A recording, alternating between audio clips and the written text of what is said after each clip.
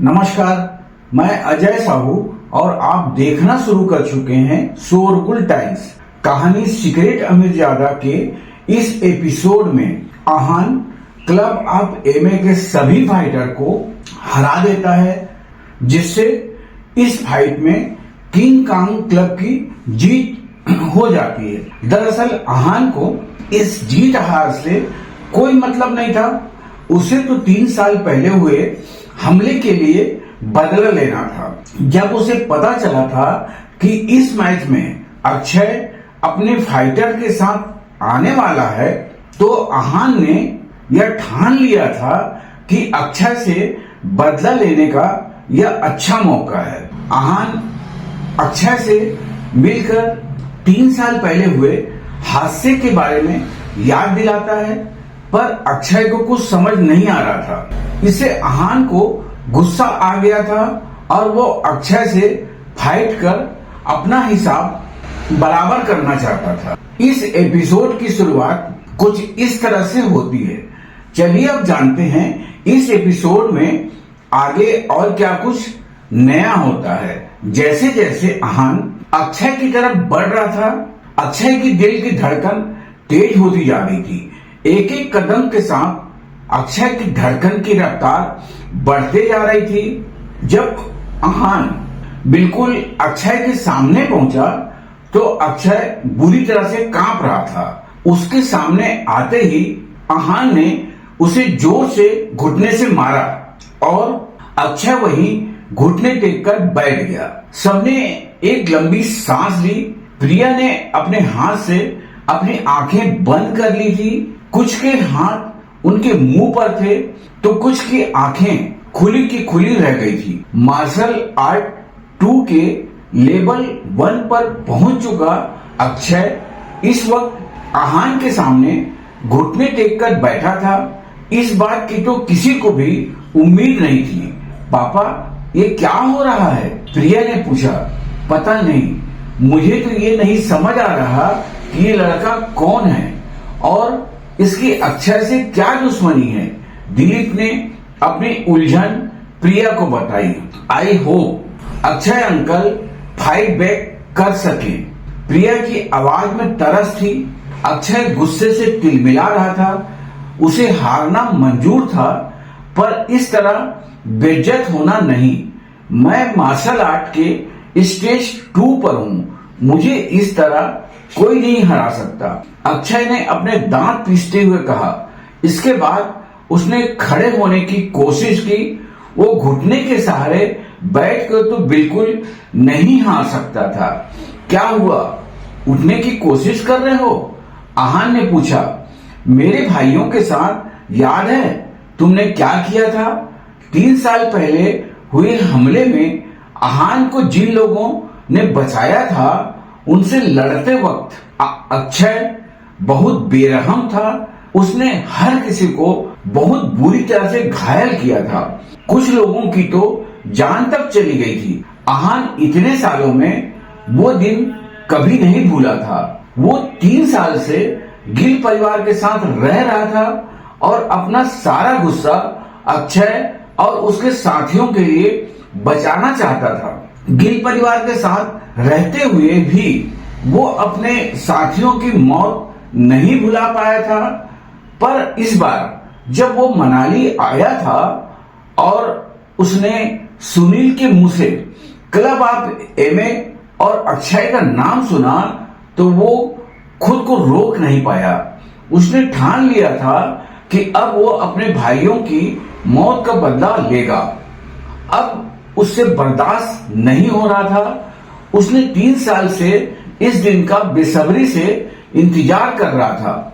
आहान जानता था अक्षय से पंगा लेना उसके लिए खतरनाक हो सकता है, पर फिर भी वो नहीं डर रहा था। आहान को लग रहा था कि अक्षय खुद को बचाने के लिए उसे पहचानने से इनकार कर रहा था। तुमसे लड़ते लड़ते मेरे बहुत भाइयों ने अपनी जान गंवाई है, अब तुम्हारी बारी है, आहान ने कहा। आहान ने जैसे ही ये बात कही, अक्षय के पैरों तले जमीन खिसक गई। उसे एहसास हुआ कि वो वापस आ चुका है। तुम वो 3 साल पहले जिस पर हमला हुआ था वही हो, अक्षय ने कहा। पर तुम जिंदा कैसे हो सकते हो? तुम्हारी हालत तो उस दिन बहुत खराब थी और सबने कहा था कि तुम्हारी बॉडी भी नहीं मिल रही थी। फिर 3 साल पहले एक रात मनाली के मार्शल आर्ट क्लब में एक फोन आया था जिस पर किसी ने ऑर्डर दिया था कि उन्हें स्टेज 2 के लेवल 2 पर जो इंसान है उसे मारना है। जो भी उस इंसान को मारने में कामयाब होगा उसे 10 करोड़ रुपए दिए जाएंगे। इस हमले में जो भी मार्शल आर्ट में ट्रेनिंग ले रहे थे वो हिस्सा ले सकते हैं। उन्हें मारना था और वो अपने पैसे ले जा सकता था। इस वक्त सबको सिर्फ पैसे नजर आ रहे थे। किसी एक को मारने के लिए, वो भी जो स्टेज 2 के लेवल 2 पर था, 10 करोड़ रुपए बहुत ज्यादा थे। उस वक्त वहां ऐसे बहुत से लोग थे जो मार्शल आर्ट में एक्सपर्ट थे या फिर फाइनल स्टेज पर थे। सबने सोचा कि उसे मारना मुश्किल नहीं होगा। उस दिन रात को सबने अपना मुंह कपड़े से ढका और हमला करने पहुंचे। आहान की ताकत का अंदाजा किसी को नहीं था। उसकी ताकत मार्शल आर्ट एक्सपर्ट से भी 50 गुना ज्यादा थी। उसने एक एक करके सबके हमले से बचाव किया और साथ ही उन पर अटैक भी किया। उस रात मनाली में सारे हमलावरों के लिए वो रात एक डरावना सपना साबित हुई। कोई अकेले इतने लोगों से कैसे भिड़ सकता है? उस वक्त अक्षय में आहान से लड़ने की ताकत नहीं थी, इसलिए वो बस दूर से सब देख रहा था। आहान की मदद करने के लिए वहां कुछ और लोग भी पहुंचे थे। अक्षय ने आहान को तो कुछ नहीं किया, पर बाकी लोगों पर बहुत बेरहमी से हमला किया था। जब उसने आखिरी आदमी को घायल किया तब वो वहां से तुरंत भाग गया था। जब 3 दिन बाद किसी ने उसे बताया कि आहान को खाई में फेंक दिया गया है, तब उसकी जान में जान आई थी। उस वक्त आहान के मरने की खबर सुनने के बाद भी कोई खुश नहीं था। उन्होंने आहान की ताकत देखी थी। आहान पर हमला करने बहुत लोग गए थे, पर वापस कुछ ही लोग आ पाए थे। उस रात का मंजर सबकी आंखों में एक भयानक सपने की तरह बैठ गया था। इनाम के 10 करोड़ रुपए तो लोग कभी ले नहीं पाए क्योंकि उनमें इतनी हिम्मत ही नहीं थी। सबने इस मामले को अपने अंदर ही रखा और कभी भी इस हमले के बारे में किसी से भी बात नहीं की। अक्षय को इस तरह डरा हुआ देखकर आहान ने कहा, क्या हुआ? किसको कितनी तकलीफ झेलनी पड़ी थी? तुम्हारी वजह से वो सब याद आ गया तुम्हें? तुम हो? अक्षय ने कुछ कहना चाहा। नहीं मरा मैं जिंदा हूं। अपने भाइयों की मौत का बदला लिए बिना मैं इस दुनिया से कैसे जा सकता हूं? आहान ने कहा। पर तुम बचे कैसे? अक्षय ने पूछा। वो सब जानने की जरूरत नहीं है। तुम ये बताओ, क्या तुम में अटैक करने की हिम्मत है? आहान ने उसे ताना मारते हुए कहा। 3 साल पहले का आहान बहुत ताकतवर था, तो अब तो आहान के बस हाथ लगाने से ही कोई भी इंजोर हो सकता था। हमला करने की तो दूर की बात थी, अक्षय में उसके सामने खड़े होने की भी हिम्मत नहीं थी। वहां पर मौजूद हर शख्स एक बार आहान को देखता और एक बार अक्षय को। किसी को भी कुछ समझ नहीं आ रहा था। क्लब ऑफ एमए के फाउंडर और मार्शल आर्ट के स्टेज 2 के फाइनल लेवल पर जो अक्षय था, वो आज अपने सामने खड़े लड़के से लड़ने की हिम्मत भी नहीं कर पा रहा था। उधर दिलीप की आंखों में खौफ साफ नजर आ रहा था।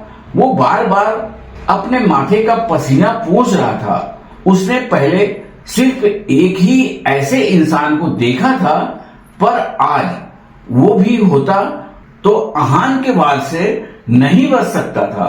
अक्षय, क्या तुम अपनी गलतियां मानते हो? आहान ने पूछा। मैं अपनी गलतियां जानता भी हूं और मानता भी हूं। अक्षय ने अपनी नजरें नीचे झुका कर कहा। अगर अक्षय टाइम को पीछे कर पाता तो उस हमले में कभी हिस्सा नहीं लेता। अच्छा है कि तुम अपनी गलतियों को मानते हो। मेरा तो मन तुम्हें जान से मार देने का है, पर मैं तुमसे कुछ ऐसा छीनूंगा जिसके बिना तुम रोज मरोगे। आहान ने गुस्से से कहा। सब सोचने लगे थे कि आहान अक्षय को ऐसी क्या सजा देने वाला है। आप मुझे जो भी सजा देंगे मुझे मंजूर है। अक्षय ने बिना कोई सवाल किए कहा। आज के बाद तुम कभी मार्शल आर्ट प्रैक्टिस नहीं करोगे, और अगर तुमने कभी ऐसा किया और मुझे पता चला तो मैं तुम्हें नहीं छोड़ूंगा। आहान ने रूखी आवाज में कहा। एक स्टेज 2 के मार्शल आर्ट फाइटर को अपना आर्ट प्रैक्टिस करने से रोकना किसी को भी अंदर तक तोड़ सकता था। आहान अक्षय को एक बार में मारकर खत्म नहीं करना चाहता था, पर उसे हर रोज मरते हुए देखना चाहता था। आहान की ये बात सुनकर सब हैरान हो गए।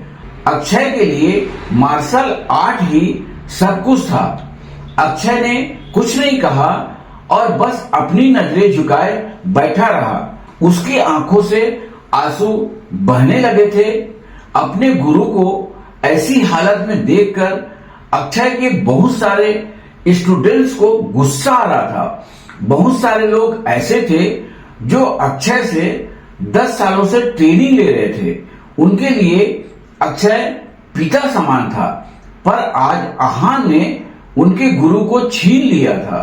उनका मन तो कर रहा था कि आहान को अच्छा सबक सिखाए, पर वो जानते थे कि जब उनके गुरु का उसने ये हाल कर दिया था तो उन्हें तो वो चींटी की तरह मसल देगा।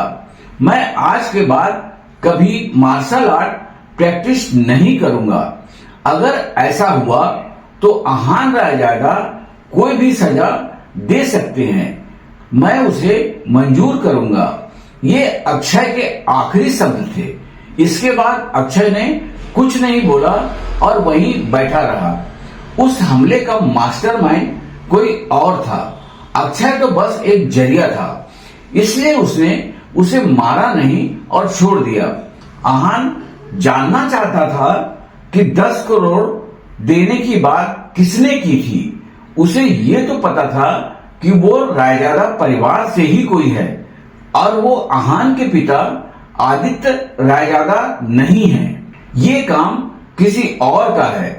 जब आहान वहां से जाने लगा तो उसने क्लब ऑफ एवे और किंग कांग क्लब के लोगों की तरफ देखा। सभी लोग अपनी गर्दन झुकाए खड़े थे और डरे हुए थे। कोई भी आहान को कुछ नहीं कर सकता था। जब उसने प्रिया की तरफ देखा तो उसके चेहरे का रंग उड़ा हुआ था। ये देखकर उसे बहुत बुरा लगा। उसने किसी से न डरने वाली एक बच्ची को डरा दिया था। जब आहान वहां से चला गया था तब प्रिया की आंखों में आंसू आ गए। अपनी बेटी के आंसुओं का कारण दिलीप अच्छे से जानता था। प्रिया हमेशा कहती थी कि वो किसी बहुत ताकतवर इंसान से ही शादी करेगी, पर आहान उसके लिए सही नहीं था। आहान की ताकत उन्हें मुसीबत में डाल सकता था, इसलिए उन दोनों का रिश्ता होना सही नहीं था। प्रिया भी इस बात को अच्छे से समझती थी, इसलिए उनकी आंखों में आंसू आ गए। उसे कुछ देर में आहान बहुत पसंद आ गया था और शायद वो उससे प्यार करने लगी थी। पापा, क्या ये कभी वापस आएंगे? प्रिया ने रोते हुए पूछा। दिलीप कहना तो चाहता था कि वो वापस कभी नहीं आएगा, पर वो अपनी बेटी का दिल नहीं तोड़ सकता था, इसलिए वो चुप ही रहा। प्रिया अपने पिता की चुप्पी का कारण समझ गई थी। पापा, मैं इन्हें ढूंढने जा रही हूँ, प्रिया ने कहा। बिल्कुल नहीं, तुम कहीं नहीं जाओगी प्रिया। हम इस तक कभी नहीं पहुंच पाएंगे। वो हमारी बराबरी का नहीं है, और अगर वो तुम्हें मिल भी गया तो तुम क्या कर लोगी? दिलीप ने परेशान होते हुए कहा, पापा मैंने उनसे शादी के बारे में नहीं सोचा है और मैं कभी ऐसा सोचूंगी भी नहीं। मैं बस उनसे मिलना चाहती हूँ और उनके बारे में और जानना चाहती हूँ। प्रिया ने कहा। यह सच था कि प्रिया को पहली बार कोई इंसान पसंद आया था। वो सिर्फ उनका नाम नहीं जानना चाहती थी, पर उसके बारे में सब जानना चाहती थी। पापा आपने मेरा इतने साल इतना ध्यान रखा, उसके लिए थैंक यू। मैं हमेशा बहुत खुश रही हूँ, पर अब मैं बाहर निकलना चाहती हूँ, दुनिया देखना चाहती हूँ। प्रिया ने कहा, बाहर की दुनिया बहुत मुश्किल है प्रिया, तुम कैसे डील कर पाओगी? दिलीप ने कहा, मैं कर लूंगी पापा, हर मुश्किल से लड़ लूंगी। आपने मुझे इतना स्ट्रांग बनाया है। प्रिया ने कहा। प्रिया स्वभाव से चाहे जैसे भी हो, पर दिल की बहुत साफ थी। आहान को देखकर वो समझ गई थी कि आहान की जिंदगी आसान नहीं रही होगी। उसने अपनी लाइफ में बहुत प्रॉब्लम फेस की होगी, तभी तो उसका ऑरा ऐसा था। प्रिया भी अपने लिए ऐसा ही चाहती थी। प्रिया हमेशा बहुत से लड़कों के बीच में रही थी, पर उसके मन में ऐसी फीलिंग कभी किसी के लिए नहीं आई थी। उसका कारण था आहान का ऑरा। आहान बाकी लड़कों से बहुत अलग था। अब प्रिया उस फाइटिंग हाल से निकलकर अपनी जिंदगी अपनी शर्तों पर जीना चाहती थी। वो चाहती थी कि जब वो मरे तो उसे कोई रिग्रेट ना हो। प्रिया बहुत खुश थी कि उसे आहान अभी मिल गया था। आज आहान की वजह से ही वो अपने पापा को ये सब बात बोल पाई थी। ठीक है, अगर तुमने फैसला कर लिया है तो मैं तुम्हें नहीं रोकूंगा, पर अपना ध्यान रखना और जब मन करे वापिस आ जाना। दिलीप ने कहा। प्रिया को समझाना अब मुमकिन नहीं था। Thank you papa, I will make you proud. Priya ने कहा, जब तुम आहान से मिलो तो उसे थैंक यू जरूर कहना। दिलीप जानता था कि प्रिया और आहान के बीच कुछ नहीं हो सकता। अगर वो प्रिया को ये कहता तो उसकी हिम्मत टूट जाती। जी पापा, प्रिया ने इतना कहा और वहां से चली गई। क्या प्रिया आहान से फिर मिल पाएगी? प्रिया से मिलकर आहान कैसे रिएक्ट करेगा? बस इसी के साथ यह एपिसोड भी समाप्त होता है। इस एपिसोड को आगे बढ़ाते हुए फिर कल मुलाकात होगी। आज के लिए बस इतना ही। अब हमें कल तक के लिए इजाजत दीजिए। नमस्कार, धन्यवाद।